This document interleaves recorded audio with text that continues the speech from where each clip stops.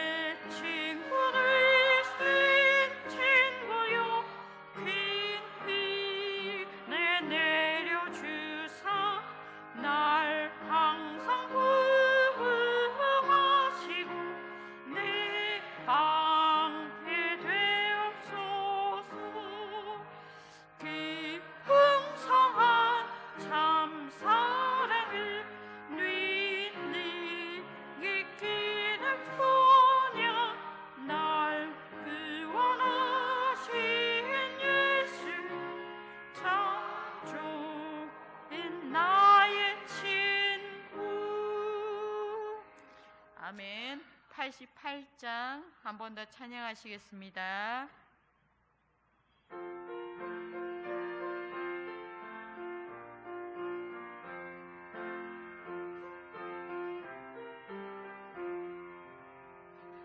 내 진정 사모 안에 친구가 되시는 그 주 예수님은 아름다워라.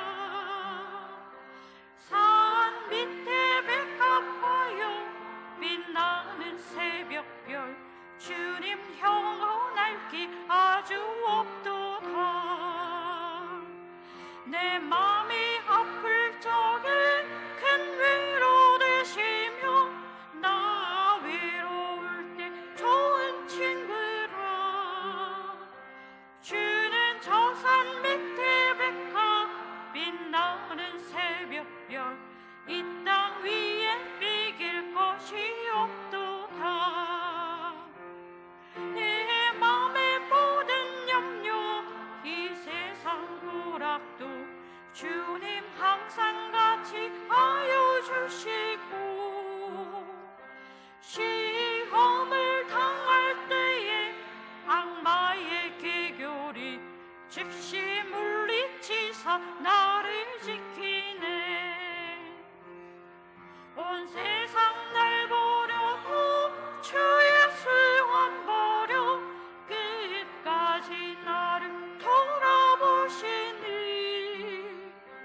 주는 저 산 밑에 백합 빛나는 새벽별 이 땅 위에 이길 것이 없도다.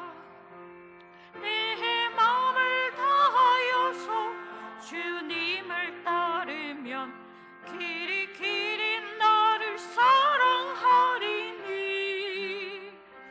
늘 불이 두렵지 않고 창검도 겁없네. 주는 높은 산성 내 방패시라.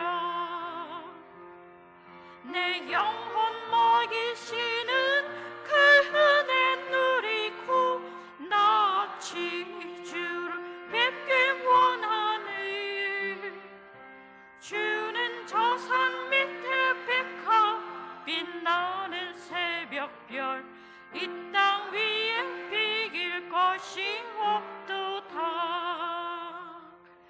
아멘.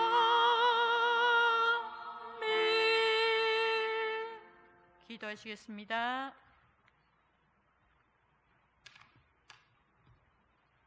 사랑이 많으신 하나님 아버지, 하나님의 크신 은혜와 사랑을 감사드립니다.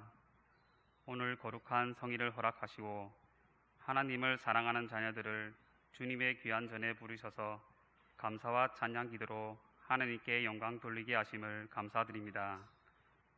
하나님께서 지금까지 저희 교회를 사랑하여 주심을 감사드립니다. 우리 교회가 더욱 사랑과 은혜가 넘치는 교회 되게 하시고 열정적으로 찬양하는 교회 되게 하시고 뜨겁게 기도하는 교회 되게 하시고 이 지역 사회를 섬기며 온 세계를 향하여 주의 복음을 전파하는 능력 있는 교회 되게 하여 주옵소서. 이 시간 머리 숙인 사랑하는 성도들 하나님께서 한 사람 한 사람 붙들어 주시고 축복하여 주옵소서.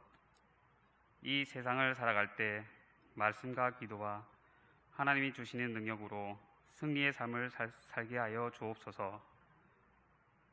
목사님을 통하여 하나님께서 주시고자 하시는 생명의 말씀, 축복의 말씀, 은혜의 말씀이 쏟아지는 시간 되게 하시고 메마른 우리의 심령 위에 성령의 담비가 내리는 시간 되게 하여 주옵소서. 예수님 이름으로 기도드립니다.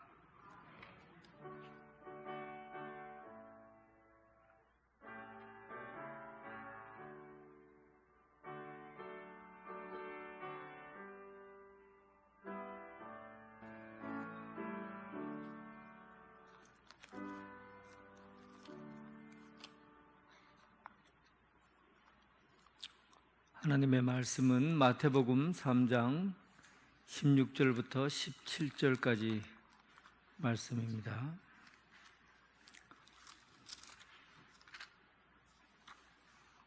자, 다 함께 마태복음 3장 16절, 17절 함께 합독하겠습니다. 예수께서 세례를 받으시고 곧 물에서 올라오실새 하늘이 열리고 하나님의 성령이 비둘기같이 내려 자기 위에 임하심을 보시더니 하늘로부터 소리가 있어 말씀하시되 이는 내 사랑하는 아들이요 내 기뻐하는 자라 하시니라. 아멘.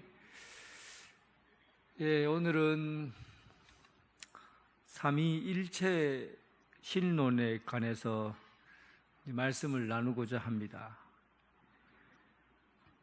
제가 여러분들에게 솔직히 고백하자면 제가 삼위일체론을 꼬박 2주 동안 책을 봤습니다. 저는 학교 다닐 때 공부해서 발표하는 걸 되게 좋아해갖고 학생들에게 잘 정리해서 발표를 하면 칭찬을 굉장히 많이 들었어요. 발표 잘한다고. 그래서 이런 것들은 굉장히 재밌어하고 좋아하는데 여러분들에게 가르치려고 하니까 이게 숨이 탁 막히는 거예요.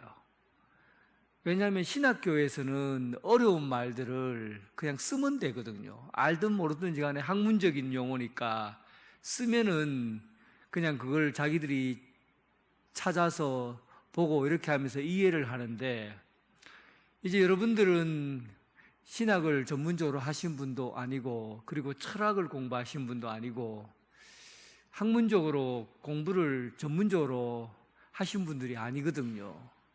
그런데 다른 일반적인 그 조직 신학의 논의들은 그렇게 어려운 것이 없어요. 그냥 풀어내기가 쉬워요. 그런데 하나님에 관한 신론이라고 하는데 하나님에 대해서 말씀하는 것은 진짜 어렵습니다.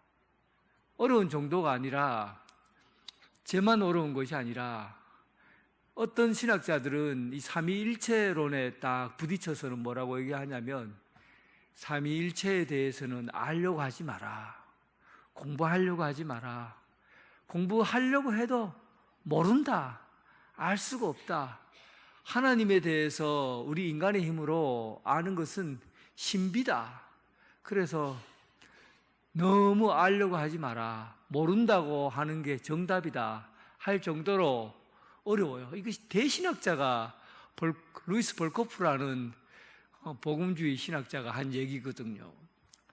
그러니까 자기들도 모른다고 하고선 그리고는 삼위일체를 가리켜야 되는, 근데 이 삼위일체라는 말은 또 하나님이 우리에게 주신 기가 막힌 말이거든요.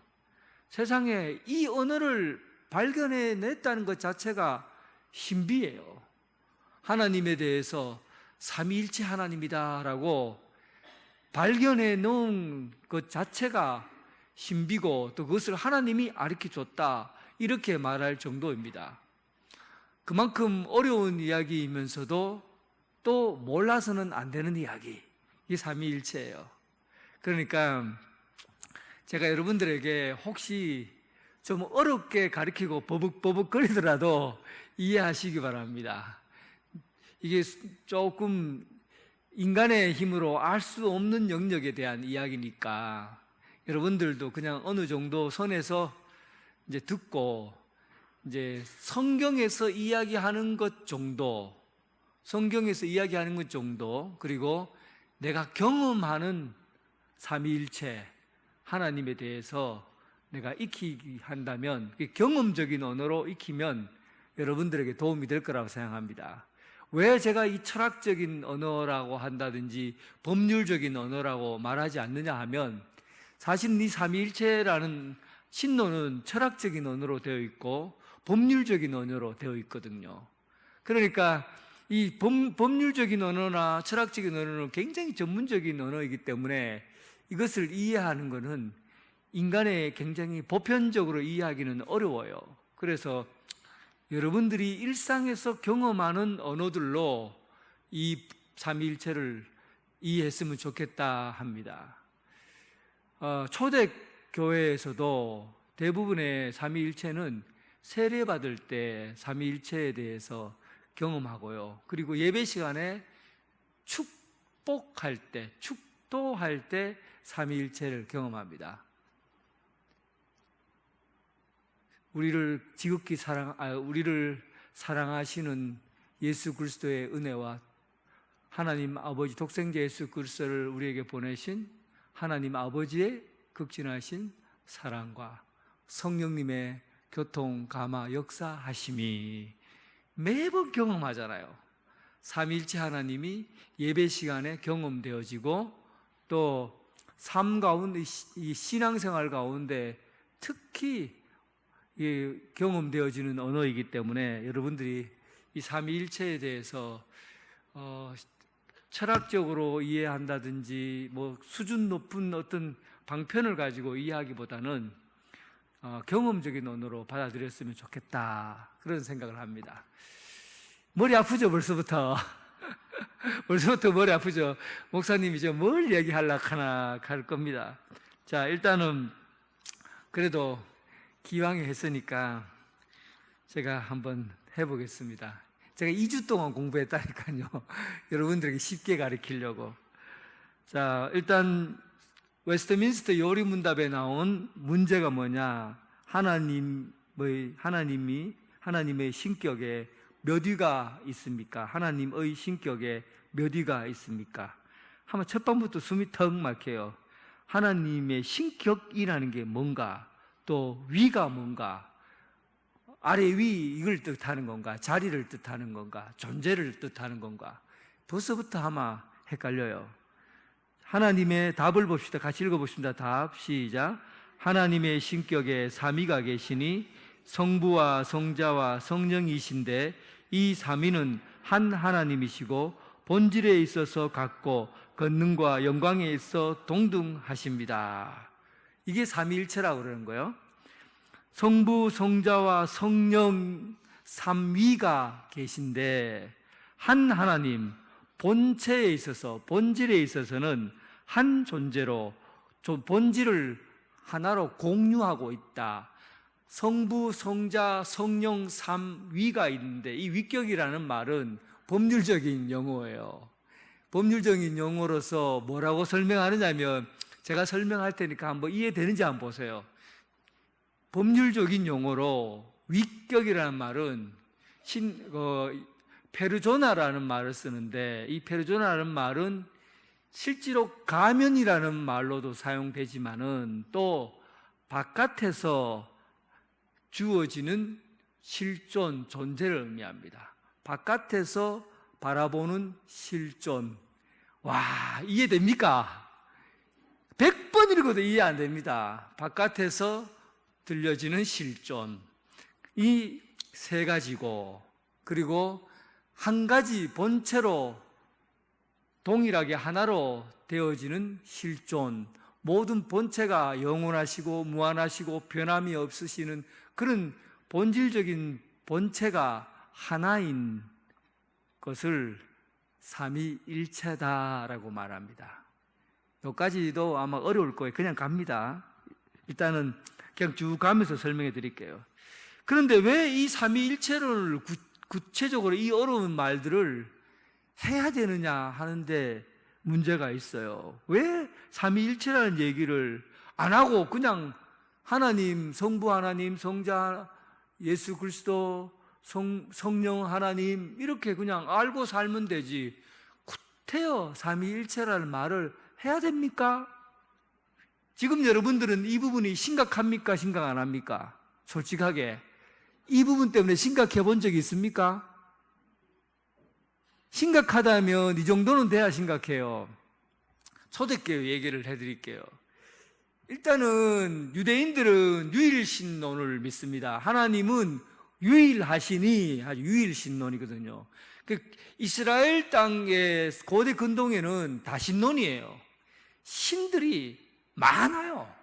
한두 명이 아니라 많아요. 그래서 범신론이라고까지 하잖아요. 모든 것 안에는 신이 있다. 나무에도 신이 있고, 새에게도 신이 있고, 거북이에도 신이 있고, 태양에도 신이 있고, 모든 것이 다 신이라고 봐요. 그래서 그때 당시에 신론은 대부분 다 다신론이에요. 신이 많다는 거죠. 그런데 세계 역사상 유일하게 신이 하나라고 주장하는, 유일하신 하나의 신을 주장하는 데가 유대인이었어요. 유대인은 성경 말씀에 따라서 하나님께서 그들에게 말씀하신 신은, 하나님은 유일하신 분이다 라는, 이스라엘의 하나님, 유일하신 하나님이라고 하나님이 말씀하셨거든요. 그런데 여기서 유일하다는 말은, 이것도 조금 헷갈리는 말인데 철학적인 용어인데, 유일하다는 이 말은 이 세상에서 첫 번째이다, 또 1번이다 이런 뜻이 아니에요. 여러분들 오해하는 것 같아. 유일하다는 말은 이 세상에서 많은 것들 중에서 첫 번째이다, 1번이다 라는 게 아니라, 유일하신다고 하는 것은 모든 세계를 있게 한 유일함이라는 뜻이에요. 모든 세계가 이것으로부터 나왔다는 철학적인 용어예요. 모든 것들이 이 한 가지로부터 나왔고, 또 이 세계의 모든 것을 다 포용하고 포함하고 이 모든 것들을 다 넘어서는 말이 유일하라는 얘기예요.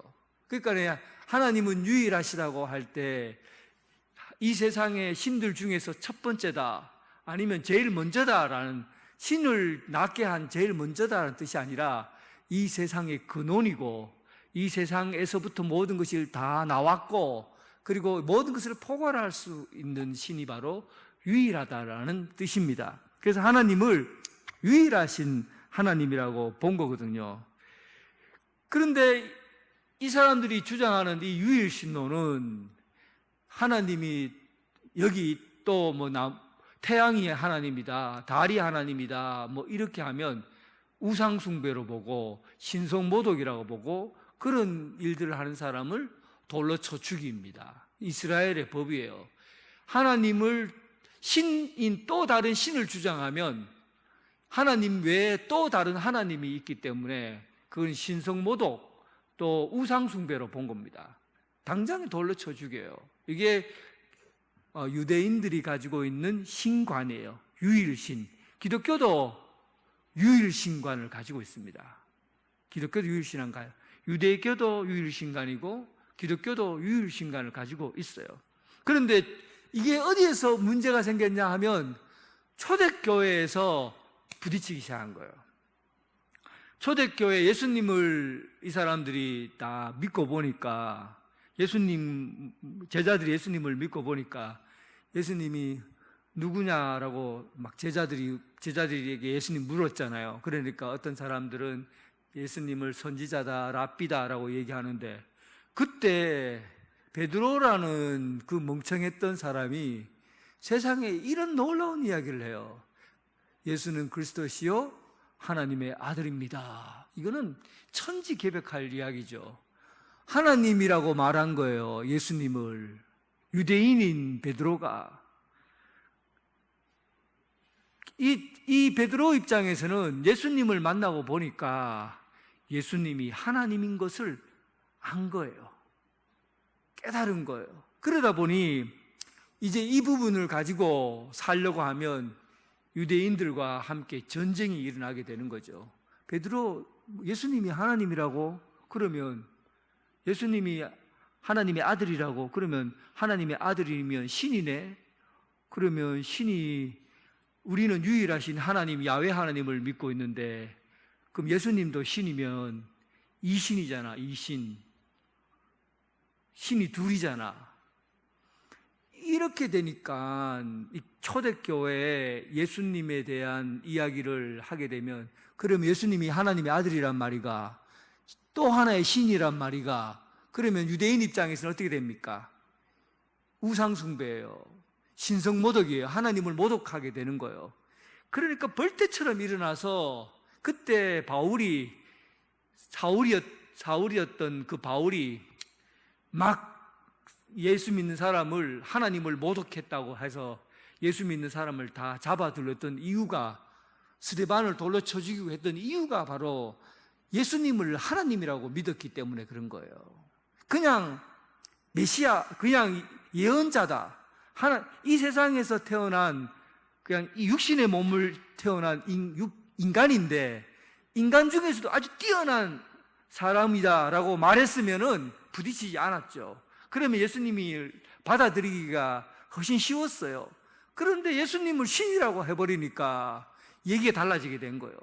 전통적으로 유대인들은 신론의 입장에서, 하나님론의 입장에서 하나님이, 또 다른 하나님이 있다고 하는 것에 대해서는 목숨 걸고 자기가 목숨을 내놓고 싸워도, 로마 황제 앞에서도 목숨 내놓고 싸우는 사람들인데, 예수 믿는 사람들까지건 이거 자기가 가만두겠어요?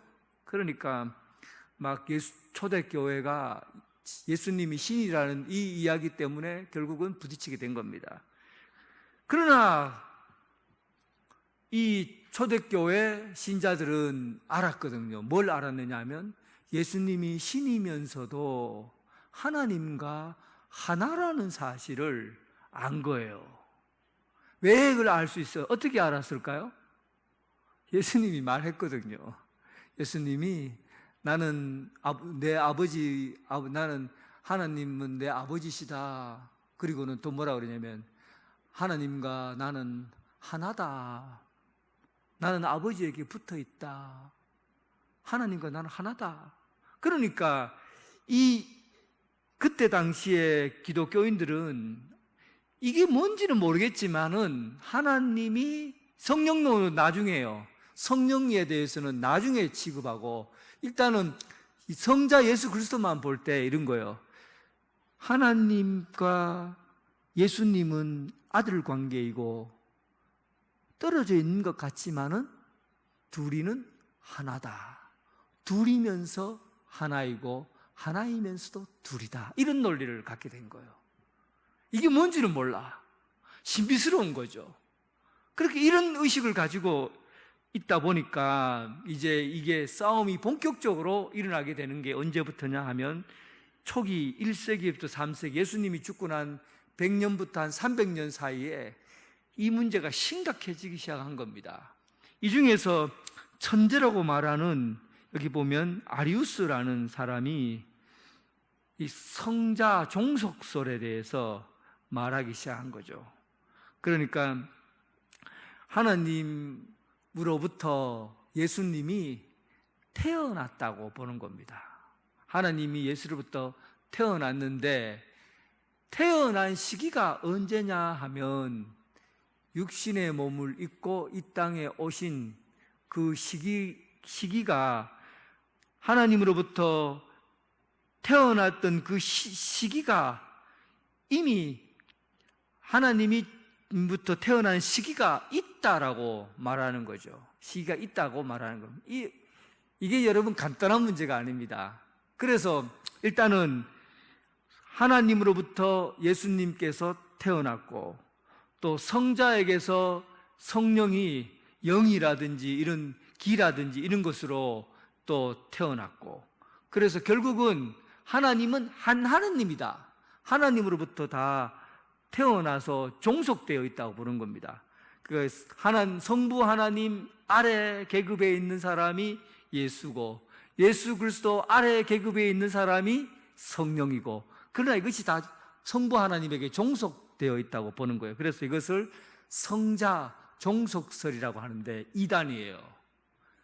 왜 이단이 된 거예요? 어떻게 하든 예수님에 대해서 설명하려고 하는데 설명할 길이 없으니까 차라리 성부 하나님으로부터 성자 예수 그리스도가 태어났고 성자에서부터 성령이 왔다, 성령이 기라든지 다른 영혼이라든지 이런 것으로 나타났다, 이렇게 해석해 버리면 성자 하나 한 분인 것을 주장할 수 있기 때문에, 그리고 모든 것이 다 종속되어 있다라고 표현할 수 있어서 일단은 성부 하나님의 유일성은 확보가 되었지만은, 성부 하나님의 유일성은 확보가 되었지만은 성자 예수 그리스도 성령이 종속되었다고 봄으로 인해서 하나님과 성령과 성자와 성령이 동일한 본체를 갖고 있다는 부분에서 오류가 생기게 된 것이죠.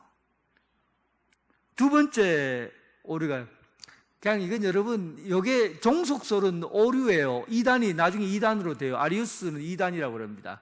벌써 힘들죠. 여기까지 오면 조금 더 힘들어요. 그 다음에 이단이 뭐냐 하면, 두 번째 잘못된 주장이 양태론이라고 해요. 모델리즘이라고 하는데, 이거는 이제 하나님이 여러 형태로 드러난다는 겁니다. 이 양태론이 사실은 굉장히 중요한 발견이기는 했어요. 이렇게까지 해석 안 하면 해석할 길이 없는 거예요. 그런데 이렇게는 해석이 가능했기 때문에 많은 사람에게 설득력을 가졌지만, 그래도 이것은 나중에 이단으로 정제가 돼요. 양태론이 뭐냐 하면 이런 거죠. 제가 집에서는 아빠 그리고 아내의 남편이에요. 그죠? 아빠고 남편이죠. 근데 제가 교회에 오면은 저를 뭐라고 불립니까? 목사죠. 그 테니스장에 가면은 뭐라고 불리는지 아세요? 변선수 그럽니다. 자, 그러면 테니스장에서는 변선수, 그리고 교회에서는 목사, 집에서는 아빠. 이 세 가지의 그 위치가 다르게 다 나타나지만은, 그러나 나는 한 사람이죠. 변인덕이라는 사람은 한 사람인데 세 가지의 옷을 입고 세 가지 형태로 나타난다는 겁니다. 이것을 한 하나님이지만은 세 가지 형태로, 구약 시대에는 무서운 구약의 하나님으로 나타나고, 또 이 하나님이 신약 시대가 되니까 이제는 이제 이 땅에 우리 육신의 몸을 입고 오신 예수님이 되고, 그리고 초대교회로 오면서 성령님께서 이 시대에 오셔서 성령님으로 옷을 바꿔 입는 거죠. 이것은 한 하나님인 것은 분명해요. 그런데 한 하나님이지만 세 가지의 양태로 나타난다는 그런 의미입니다. 근데 이게 뭐가 문제가 되냐 하면, 이게 가장 결정적인 문제가 뭐겠어요? 아버지가 예수님으로도 바뀌고, 또 예수님으로 바뀐 분이 성령님으로도 바뀌고, 이렇게 여러 한 아버지 성부 하나님이 몸을 바꾸어서 입고 나오는 거니까 결국은 성부 하나님인 것을 한 하나님인 것을 주장하지만은 세 가지의 가면을 쓰고 온다고 생각했기 때문에 결국은 어떤 문제가 생기냐 하면 성부 순환설에 이르게 됩니다. 예수님이 죽은 게 아니라 성부 아버지가 십자가에 못 박혀 죽게 되었다고 보는 거죠. 왜냐하면 아버지인 자신이 신약시대 예수님의 몸을 입고 와서 십자가에 못 박혀 죽었기 때문에 결국은 그 십자가에 못 박혀 죽은 사람은 성부 아버지가 되는 거예요. 그래서 이것을 신학적으로 성부 순환설이라고 합니다. 예수님이 십자가에 못 박혀 죽으시고 성부 하나님께서 그를 살리셨다고 되어 있는데 성부 하나님이 다 하는 거예요. 창조하시고 또 십자가에 못 박혀 죽으시고 성령으로. 그러니까 결국은 구속사의 입장에서 하나님이 이 땅에 직접 오셔서 십자가에 못 박혀 죽게 되는 결과가 나타낸 거예요. 이것도 심각한 예수 그리스도론의 오류가 생기게 되었고 이로 인해서 이단으로 정죄가 됩니다. 성부 순환설을 강조하게 되죠. 여기까지만 알면 좋겠는데 알 수 괜찮겠어요? 이해됩니까? 예. 세 번째는 좀 쉬워요. 세 번째는 왜 쉽냐 하면 성부가 하는 일이 분명하고 성자가 하는 일이 분명하고 성령이 하는 일이 분명하니까 그 자체로 우리가 보니까 그 자체로 존재하는 것 같아요. 그러니까 성부 따로, 성자 따로, 성령 따로 그냥 이렇게 존재하니까 그것을 하나님을 그냥 삼신론으로 보는 거예요. 삼신론. 세 개의 존재 자체가 따로 활동하신다고 보는 거예요.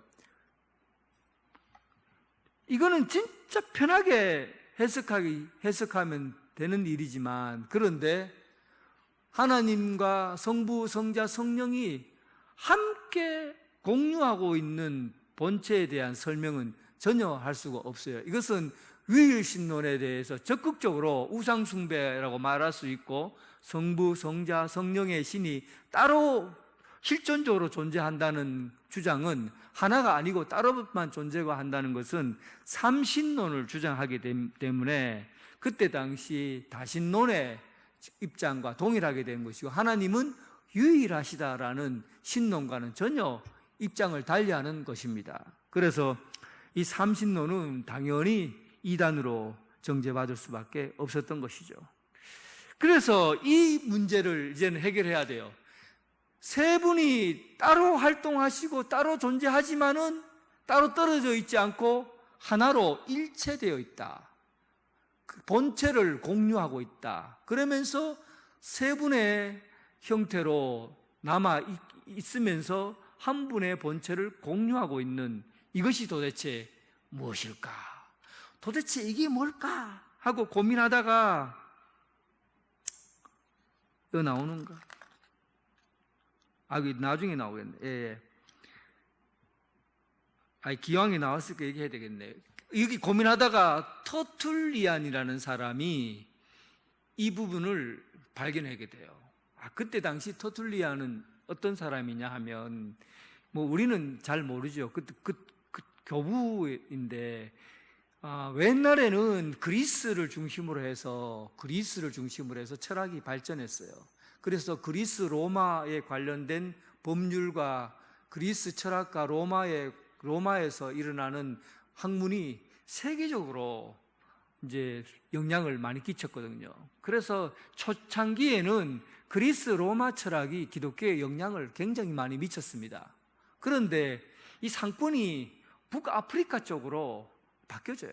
지중해를 중심으로 아프리카 쪽으로 이 상권이 바뀌어지면서 돈이 돌기 시작하죠. 돈이 돌면 자동적으로 돌아가는 게 뭐냐면 이 상권과 합쳐서 같이 움직이는 게 법이에요. 법.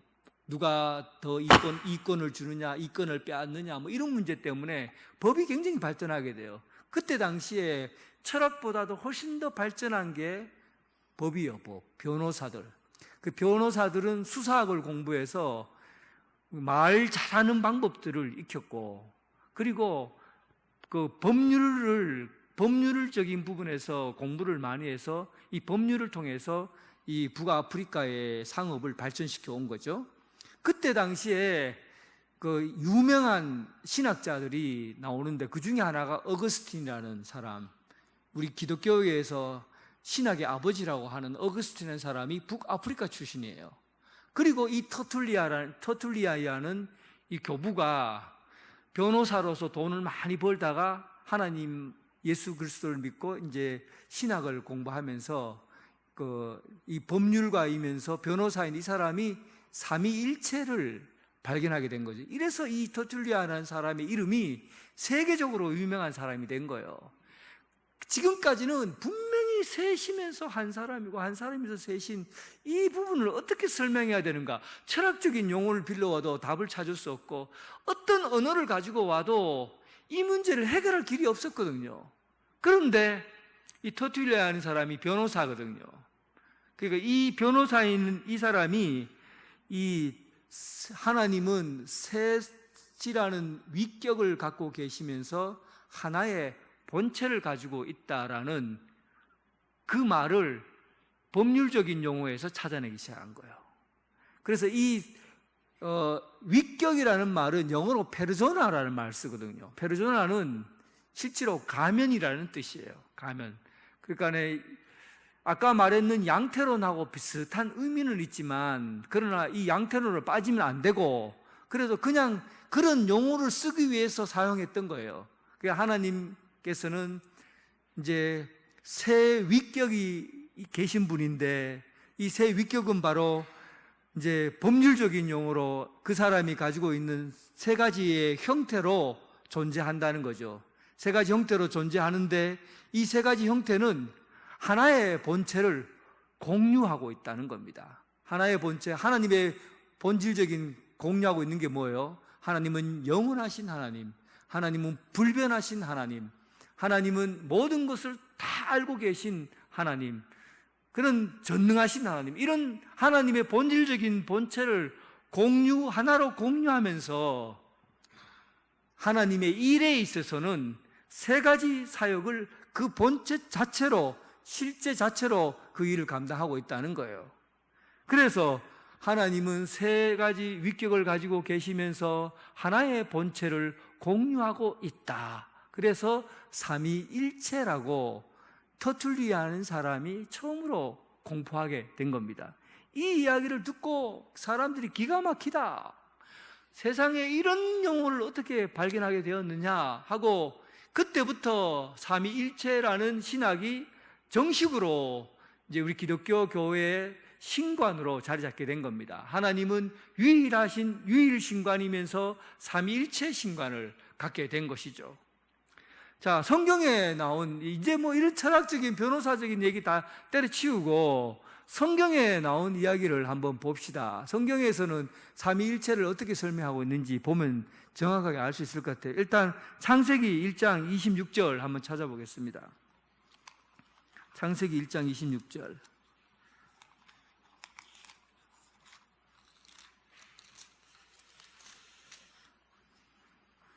같이 한번 읽어보겠습니다. 시작. 하나님이 이르시되 우리의 형상을 따라 우리의 모양대로 우리가 사람을 만들고, 6거지요. 예, 이 정도 됐습니다. 예. 참 구약시대에 하나님께서 하나님에 대해서 기록할 때, 이때는 이 사람 유일신관을 가지고 있는데도 불구하고 하나님에 대해서 복수를 쓰고 있잖아요. 우리의 형상, 우리의 모양. 이게 어떻게 가능합니까? 하나님이 우리라는 표현을 쓴다는 것은 나랑 누군가랑 얘기를 할 수 있어야 되고 교제를 할 수 있어야 우리가 되죠. 나랑 얘기도 안 되고 이런데 어떻게 우리라고 말 씁니까? 그러니까 창세기 1장에서부터 벌써 하나님은 일단, 이게 나중에는 성부, 성자, 성령이라는 것을 알게 되었으니까 어쨌든 그 우리는 이제 삼위일체를 나타내는 말이라는 것을 성경에서 찾아낼 수 있는 거예요. 구약 성경에서. 그리고 오늘 본문 그리고 마태복음 3장 16절, 17절 오늘 본문에 보면 여러분들 여기서 삼위를 한번 찾아보시죠. 예수께서 세례를 받으시고 곧 물에서 올라오실 때 하늘이 열리고 성령이 비둘기같이 내려. 자, 여기서 두 분의 하나님이 나오죠. 하나는 누구죠? 성자 예수 그리스도가 세례를 받으시고 나오고, 그리고 성령이 비둘기같이 성령이 임하고, 그리고 하늘로서 소리가 있어요. 이는 내 사랑하는 아들이요 내 기뻐하는 자. 누가 한 얘기입니까? 성부 하나님이 얘기하신 거죠. 그러니까 이 마태복음 3장에도 보면 하나님이 성부, 성자, 성령이 이게 실제로 떨어져 있으면서 그렇게 자기 존재감을 드러내고 있어요. 그리고 난 다음에 예수님께서 요한복음 10장 30절에 보면 예수님이 하나님을 보고 나와 하나님은 하나이다. 그리고 예수님이 성령님을 보고 예수님과 성령, 내가 가면 성령을 보내니라. 하나님이 성령님을 보내셨다. 그래요. 그래서 성부, 성자, 성령 하나님이 이 땅에 그대로 드러나 있는 마태복음 3장 16절, 17절에 있는 내용을 본 것과 동시에 요한복음에 하나님과 성령님과 예수 그리스도가 동일하다, 하나라는 표현을 쓰고 있어요. 그래서 이 말씀을 딱 둘을 같이 붙여버리면 하나님께서는 성부, 성자 세 가지 위격으로 계시면서 하나의 본체를 공유하고 계신 하나님이라는 것을 말씀에서 일어나는 것들을 통해서 충분히 알 수가 있는 겁니다. 그런데 이 말씀들은 성부, 성자, 성령님이라는 이 말씀은 이 경험, 신앙의 경험을 통해서 교인들에게는 익숙하게 알려진 것이죠. 그래서 초대교회, 그러니까 100년부터 300년 이때 그때는 논쟁이 심했지만 실제로 그 당시에를 살아가고 있는 사람에게는 논쟁을 경험하지는 않았어요. 왜냐하면 그냥 알아졌어요. 그 터툴리안이 와서 삼위일체라는 말을 하기 전에 초대교회 교인들은 삼위일체라는 말은 하지 않았지만 성부, 성자, 성령께서 계시고, 그리고 그들이 떨어져 있는 것이 아니라 한 분의 본체를 공유하고 계신 한 분의 하나님이라는 것을 세례를 받을 때 알고, 그리고 또 축도할 때 그들이 경험하고, 신앙생활을 하면서 이 삼위의 하나님을 동일하게 다 경험한 거거든요. 그러니까 그들은 문제가 되지 않았어요. 초대교회 성도들은 삼위일체에 대한 논쟁 자체도 없었고 논쟁할 필요도 없었어요. 그냥 경험적으로 알고 받아들일 수 있었던 거죠. 그래서 사실은 제일 좋은 답은 뭐냐 하면 삼위일체 하나님을 여러분 신앙 속에서 그냥 경험하며 살면 돼요. 그게 우리가 하나님을 알 수 있는 가장 유일한 답입니다. 제가 말씀했던 모든 것들은 이단이 워낙 많이 나타나기 때문에 이단으로부터 방어하기 위해서 삼위일체를 해석해내야 되니까 양태론이니 종속론이니 또 삼신론이니 이런 것을 통해서 삼위일체를 구분하라고 여러분들에게 말씀드리는 것이지, 실제로 삼위일체론은 우리가 신앙생활 가운데 경험의 언어로 우리가 받아들여야 되고 고백의 언어로 받아들여야 됩니다.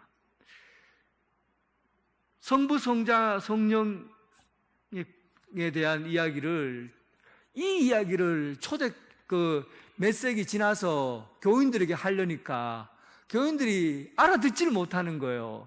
여러분 알아들었죠?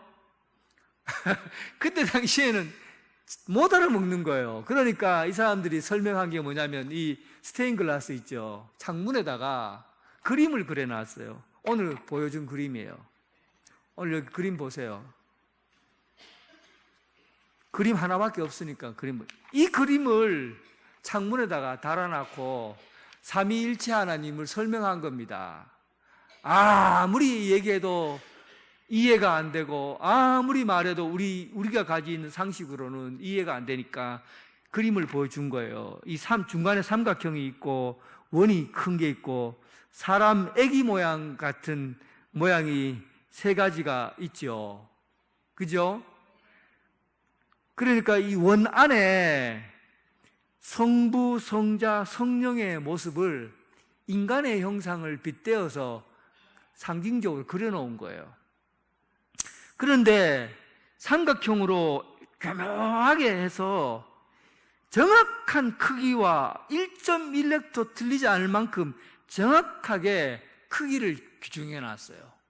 그러니까 성부 하나님이 큰 것이고 성자는 작고 성령은 더 작고 이게 아니라 성부, 성자, 성령이 동일한 실체라는 것을 나타내기 위해서 똑같이 이렇게 만들어 놓은 거예요. 그리고는 성부, 성자, 성령이 보기에는 셋으로 구분된 것 같지만 실제로 그 본체는 원 안에 하나로 되어 있는 것을 봅니다. 이렇게 해서 삼위일체를 그림으로 억지로 만들어낸 게 이 그림이에요. 이제 여러분들 눈에 이제 보입니까? 이 그림을 통해서 이게 삼위일체구나 보이죠? 그러니까 이거는 실제로 평신도들이 이 삼위일체를 이해할 수 없으니까 최소한의 방편으로 그림을 그려서 소개를 해준 것 뿐이에요. 그러나 삼위일체를 어떻게 우리는 알아야 되느냐 하면 이 중에서 가장 이 신학계의 천재라고 할 수 있는 어거스틴이 사랑이라는 것으로 삼위일체를 설명합니다. 그러니까 하나님은 사랑이시라 그러잖아요. 성부 하나님은 원래부터 사랑이 본질이에요. 하나님은 사랑이에요. 사랑이시라. 그런데 하나님이 사랑이신 하나님께서 예수 그리스도를 너무 사랑해서 우리를 너무 사랑해서 독생자 예수 그리스도를 이 땅에 보내신 것이죠. 사랑의 실천을 몸으로 직접 하신 분이 예수님이셔요. 그리고 이 예수님께서 이 십자가 못 박혀 죽으심으로 말미암아 그 일들을 예수님을 통해서 그 구원의 일들을 보고 또 사람들이 이 땅에서 사랑하고 하나가 되고 서로 교인들끼리 서로 한 몸이 되고 하나가 되고 사랑하며 살 수 있도록 도우시고 보호하시고 우리를 주장하시는 분이 있는데 그분이 바로 성령님이셔요. 그래서 그것을 우리가 이 교회 공동체 안에서 경험하게 되면 사랑을 경험하면 삼위일체 하나님을 알 수 있게 된다는 겁니다. 그래서 이분이 주장하는 사랑의 삼위일체라는 아주 중요한 얘기를 한 거예요. 하나님을 철학적으로 알려고 하지 마라. 하나님을 심리학적으로나 아니면 다른 기구를 사용해서 알려고 해도 모른다. 아무리 알려고 해도 모른다.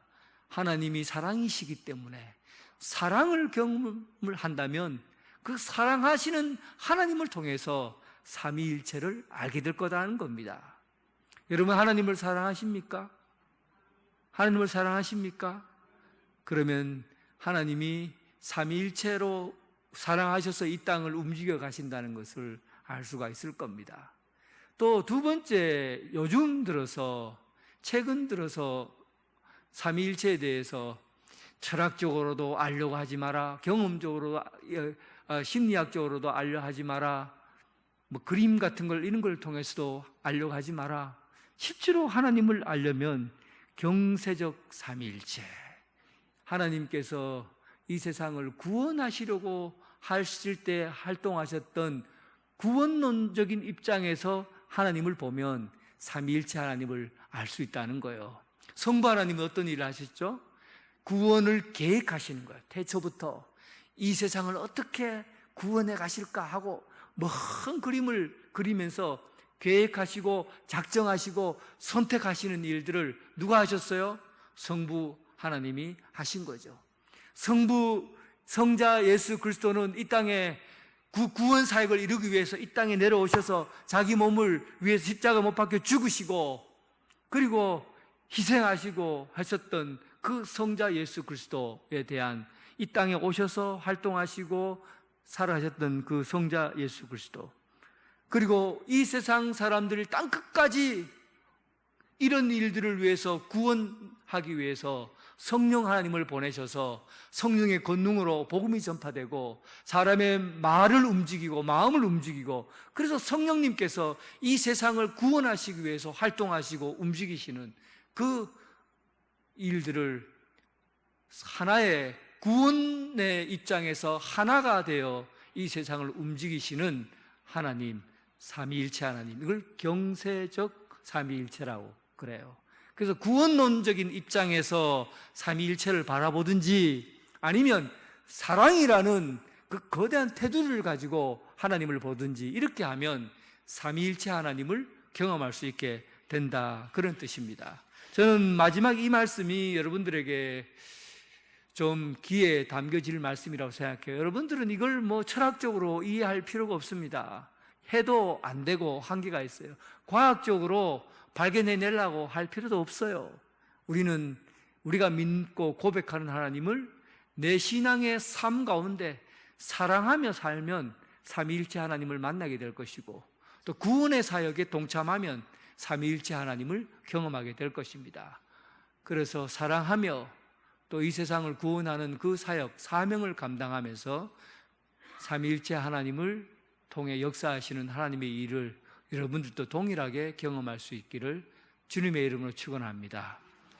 하나님 아버지 감사합니다. 삼위일체 하나님, 우리가 하나님께서 이 땅을 계획하시고 구원을 위해 준비하시고 예정하셨고 예수 그리스도를 이 땅에 보내시어 우리를 살리시고 또한 성령님을 보내시어 하나님의 아들됨을 알게 하시고 또 세상 끝날까지 복음 전파하는 일에 동행하시고 보혜사 성령님 함께 하심으로 주님을 경험하게 하심을 감사합니다. 온전히 하나님을 알게 하시고 깨닫게 하시고 주님의 사랑 가운데 능력 가운데 살아가는 성도들 되게 하여 주옵소서. 예수님 이름으로 기도드립니다. 아멘. 예, 교회 소식. 교회 소식, 몸 찬양대회 잘 준비하시기 바랍니다. 찬송가, 잘 불러보지 않는 찬송가인데 성부, 성자, 성령님에 대한 내용이 담겨져 있어서 찬송가를 선택했는데 잘 불러보지 않아서 좀 어색할 겁니다. 그 한번 613장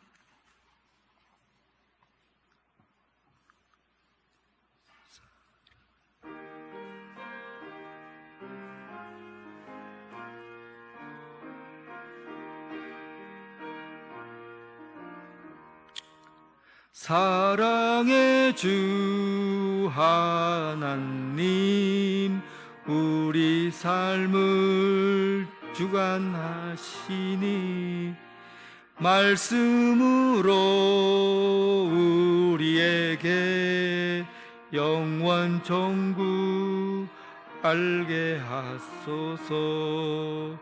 이 세상 사는 동안 주의 나라 바라며 그의 의를 힘입어 소망 중에 살게 하소서.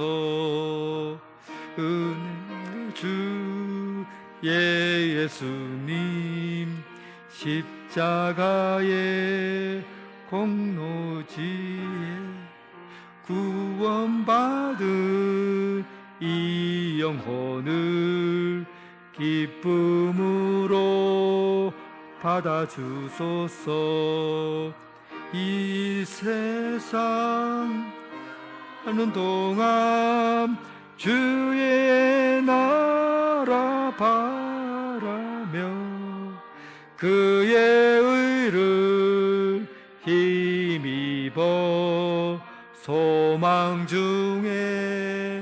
살게 하소서.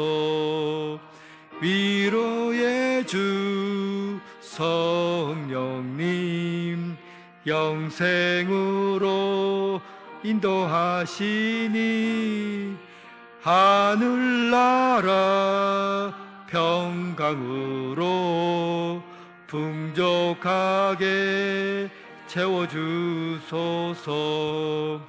이 세상 사는 동안 주의 나라 바라며 그의 의를 힘입어 소망 중에 살게 하소서.